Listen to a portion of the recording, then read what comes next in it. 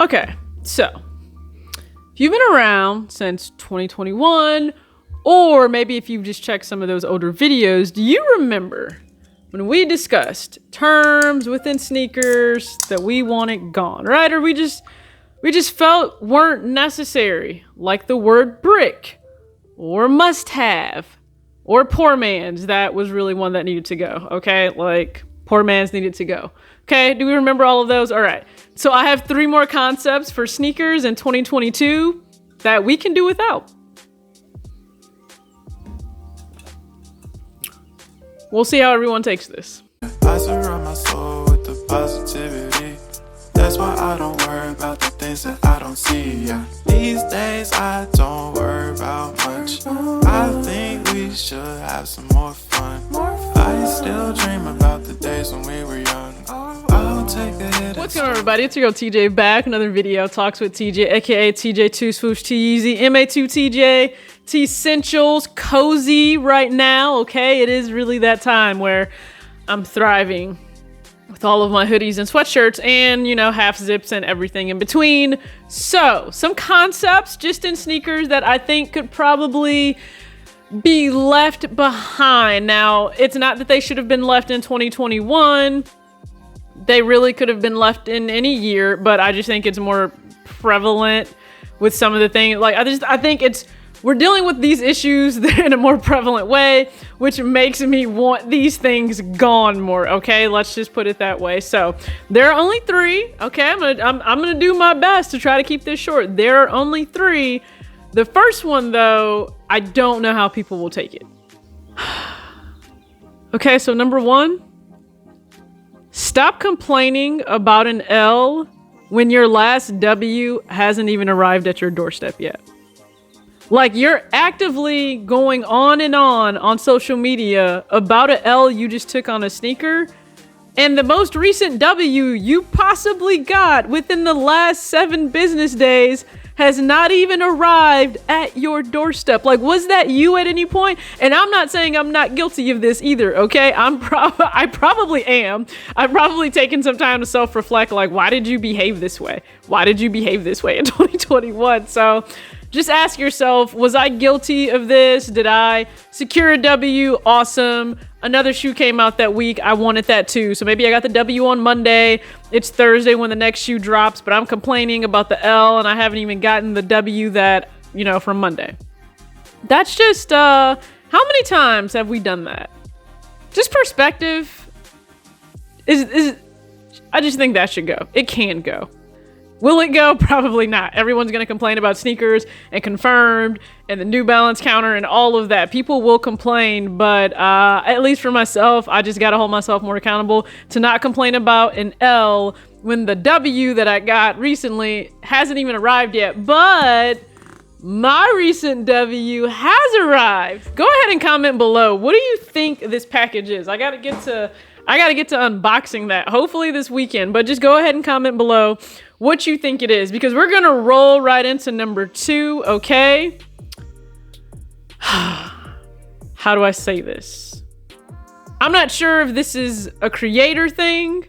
It may just be a creator thing that if you don't create and you're not therefore putting your pickups publicly out there, maybe you don't deal with this as much, okay? But can we stop caring about a person not going for a release that is either hyped up or is considered a must-have by some blueprint or governing body that I've never heard of, just because it's something you want, okay? That's what we have to do.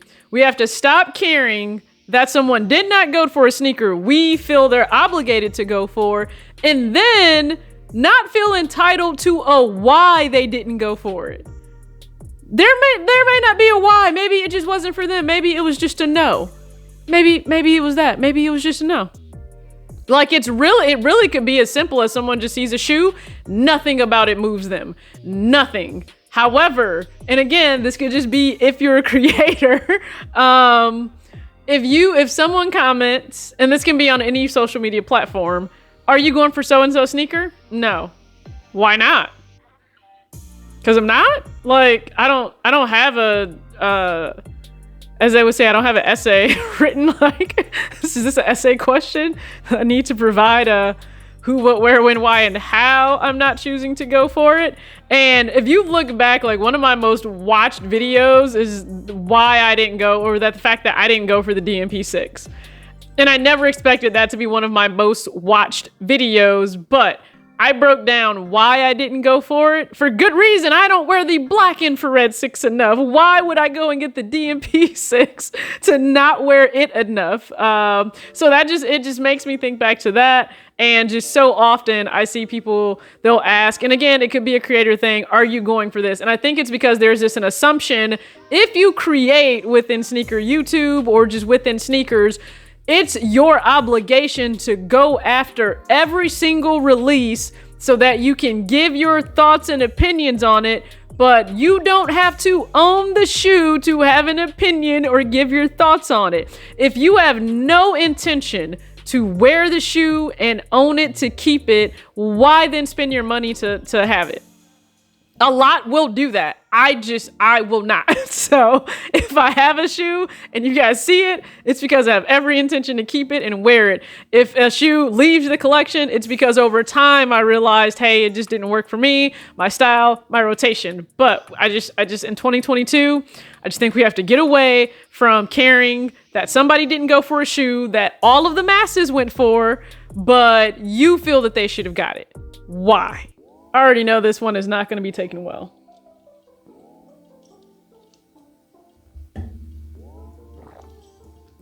Not at all.